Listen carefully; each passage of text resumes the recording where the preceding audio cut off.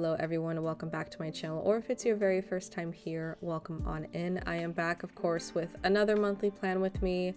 I cannot believe it is already November. I feel like October and spooky season came and went so incredibly fast, but to be honest, I am one of those people who doesn't really get into the Christmas spirit until like after Thanksgiving. So up until that point, it's gonna continue being cozy fall vibes in this house. And that is also going to be reflected in this month's setup. So essentially the inspiration for this month was merely the fact that I just really wanted to doodle mushrooms and stars. That's pretty much the only inspiration I got. I really wanted to go all out with the doodles this month. I think the last doodle-heavy spread was probably April when I did the whole fantasy map situation. And I don't know, I was just kind of in the mood to draw a lot with my Jelly Roll pens. And I was just imagining an entire setup just filled with a whole bunch of different mushrooms. So that's what I did. It took forever, but it was honestly very therapeutic and I love how it turned out. So even if you aren't a huge doodler in your bullet journals, I hope you enjoy the setup. Starting off, of course, with the cover page, my initial idea was to essentially kind of have like a mushroom forest within like that empty space that is surrounded by the book pages, but I wasn't really liking how it was turning out, but I still wanted to include the book pages somehow. So I just grabbed an extra piece of black dotted paper from this notepad from Archer & Olive. I cut it to size and I was just essentially going to do my illustration on that and then paste it on top of the book pages so it would kind of still frame the illustration but just be a little bit cleaner, I guess. So this took me, I would say an hour. It took like 2 days to do this entire setup. I wasn't really feeling too great, so I only filmed like a few hours the first day, and then I knocked out the rest of the pages the day after, which I'm glad I did. Like, I know this video is going up a little bit late, and you know, that was kind of stressing me out, but if I'm not feeling good, I'm not going to, you know, force myself to continue doing something, especially because this setup is very doodle heavy and I wanted to really take my time to, you know, do it to the best of my ability. So if you're wondering why the lighting will change in a little bit here, it's because it was just filmed on a different day. But honestly, even though I wasn't feeling too hot when I was drawing this, I really love how it turned out. It was exactly what I was envisioning in my head. And essentially after I finished doing kind of like the whole foresty mushroom part, I basically just covered the rest of it in a whole bunch of stars, which is essentially the theme for the rest of the spreads for this setup is just stars. So I'm not going to include every bit of footage that I took because it's just going to be me essentially drawing stars, and I think that could just probably get a little bit repetitive, so I will show, you know, little bits of the illustration, but I ended up keeping all of the footage because I wanted to see what it would look like, and it was literally close to 2 hours long, and you know, no one has time for that. I don't want to set up video to be that long unless it's my 2025 bullet journal, which I'm starting to kind of get a little bit stressed out over because I feel like people are already releasing like their bullet journal setups for next year and I have no idea what I'm doing. So, you know, that kind of has to be figured out. But I think the reason why I am hesitating so much is because I genuinely don't know what notebook I want to use for 2025. This year has been the most fun I've ever had bullet journaling, and I know 1000% it's because of the black pages. I have felt so incredibly creative. I haven't had burnout. Like, this is this is my favorite bullet journal I've ever done. Like, there is not one spread in this journal that I don't like. Not to say that I disliked any of my previous spreads from other years, but you know, usually there's like one or two that I think like, okay, I feel like I could have done that one better, or I kind of wish I chose a different color palette, but that is literally not the case for this year. Every single setup I absolutely love. And November is no different. So unless December is a total flop, which I already know what I'm doing for my December theme because my lovely Patreon members helped me decide on said theme. Because I was kind of going back and forth between a few, but they ended up choosing the one that I was kind of hoping for, which is great. So unless December doesn't turn out well, which I highly doubt, I am really, really excited for December's theme. So truthfully, 2024 has by far been my favorite year in bullet journaling ever, which makes it kind of challenging because honestly, this makes me want to use a black page bullet journal for 2025. With that being said though, I really want to know what you guys think as well. I have seen the comments of how many of you have enjoyed, you know, watching me create spreads in a black page bullet journal, and also how many of you have been inspired to try one out for yourself because of my videos, which makes me so incredibly happy. But let me know if you want to see a part 2 for 2025. Or if you would prefer to, you know, for me to return kind of like to the classic white pages. The only other idea I had was to use a craft paper notebook for next year, because I do have one from Archer and Olive that I have yet to use. But if, you know, just to be fully transparent with you guys, I would love to do a black page bullet journal again. I feel like I have just barely scratched the surface with my creativity within these pages, and it sounds like so much fun to do it for another 12 months. But let me know your thoughts, and also let me know what your plan is for 2025 if you've figured that out yet, or if you're like me, who has no idea what they're doing, and there's only, you know, there's less than 2 months to go in the year. Alrighty, now that the illustration is all done, I am just adding in the November title and drawing in as many stars as humanly possible, and this cover page is all done.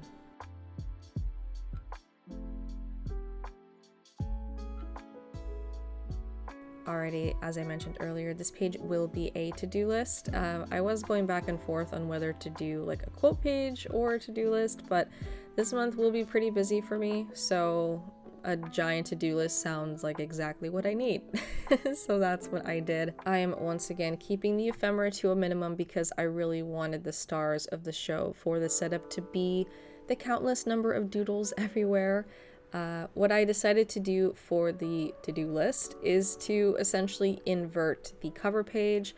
So I used the book page as the main backdrop, with the black paper framing it, and then I wrote the to-do list on a separate piece of black paper, pasted it on top, and then went around with, of course, more foresty celestial doodles. And then I went in with my 𝒂𝒅𝒔𝒆 colored pencils just to add a little bit of subtle coloring. For this setup though, I did want to stay away from using any of my metallic pens. I feel like I've been using them for a number of my spreads this year, and even though it kind of makes sense to use them for like the celestial part of this setup, I just wasn't really feeling anything shiny this time around, so we are opting for colored pencils instead.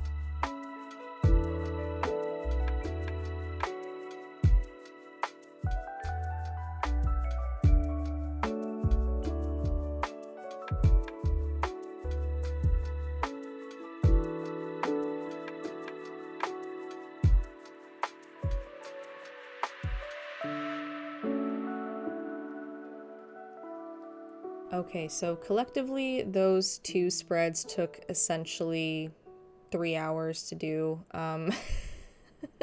So we are now moving on to day 2 of this setup. Yay! We are going to be starting off with working on the favorites page, which of course is a staple at this point for my monthly setups. As per usual, I don't really do much for this spread because I want to leave as much empty space as possible for any photos or ephemera that I collect throughout the month. So I essentially created a mini version of the cover page illustration in the bottom left corner, and then just added the November favorites title, and that was pretty much it for this spread.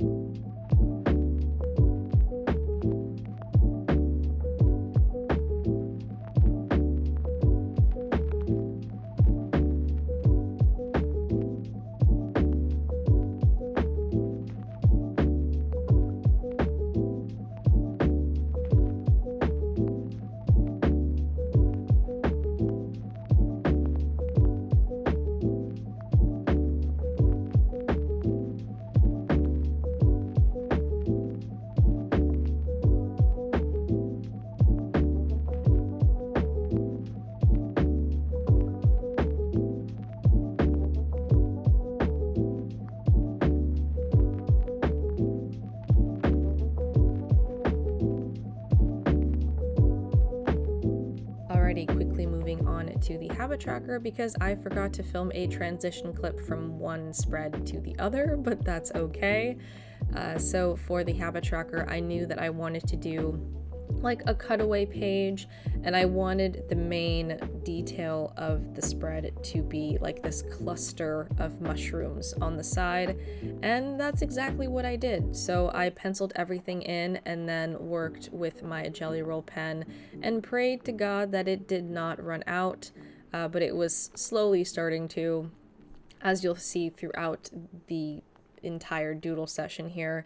The pen does start to skip, which means that I am I'm slowly losing this pen, but that's okay. I know I have a replacement somewhere, but I could not for the life of me remember where it is, and I was too lazy to get up, and I knew that, you know, the size 0.8 was going to finish the job in case the 10 does run out, which, spoiler alert, it does. I don't think it runs out until I start working on the mood tracker though, so she pulls through for essentially this entire setup.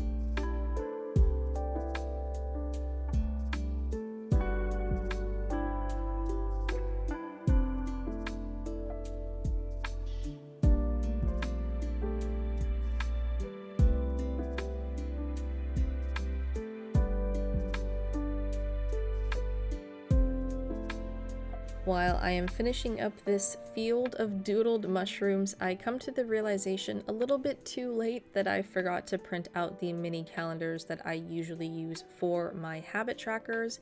So I took this as an opportunity to do a little bit something different. I essentially decided to do a horizontal checkbox layout for my habit tracker, which I have done once before in a previous setup, but I didn't really like it too much, so I don't know, we'll see this time around. I feel like I executed it a lot better than I did the first time, so we'll see. Also, another reason why I didn't want to do the calendars anyway is because it would have been on that darker craft paper, and I did not want to mess up the feng shui of this setup by adding in another type of ephemera, so we just stuck to the black paper. I used my Jelly Roll pen to draw out 30 boxes for the 4 different habits, and even though it's not my first choice for a tracker layout, I think for the spread as a whole, it looks really cool and it fits a lot better than like a dark craft paper calendar would have, so I am happy with it. After numbering all the boxes, I used the same black paper on book page technique that I've been using throughout this entire setup to do the title for this page, and the habit tracker is all done.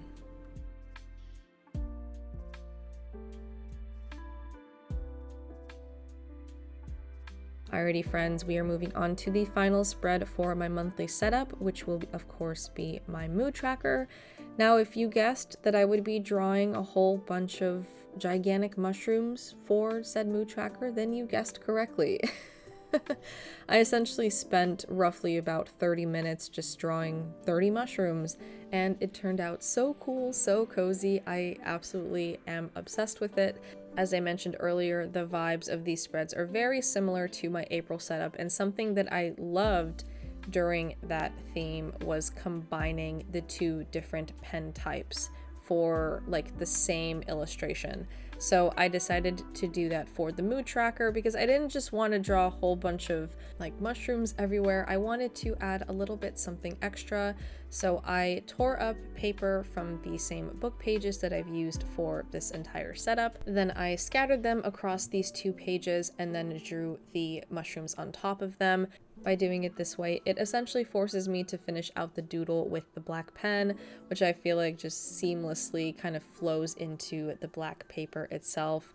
This isn't by any means a crazy technique, but it's something I really love implementing in all of my setups in one way or another, not just with book paper, but with craft paper or photos. It's just one of my favorite ways to add ephemera, layer, and decorate my journal spreads.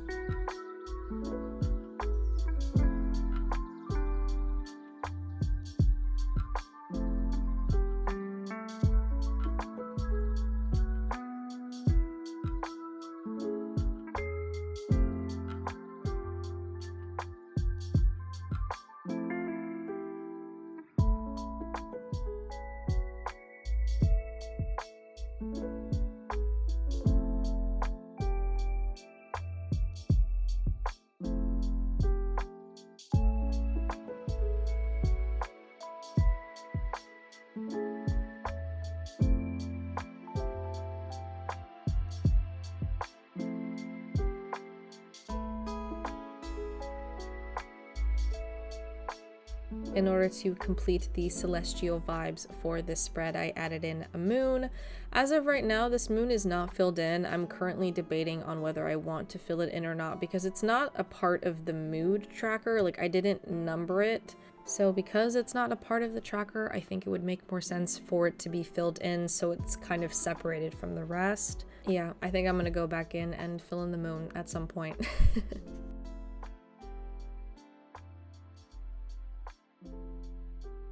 After numbering all of the mushrooms and adding in a whole bunch of star details as per usual, I decided to do the key at the very top of the page, and I will be using my Prismacolor pencils to color in the mushrooms as the days go by.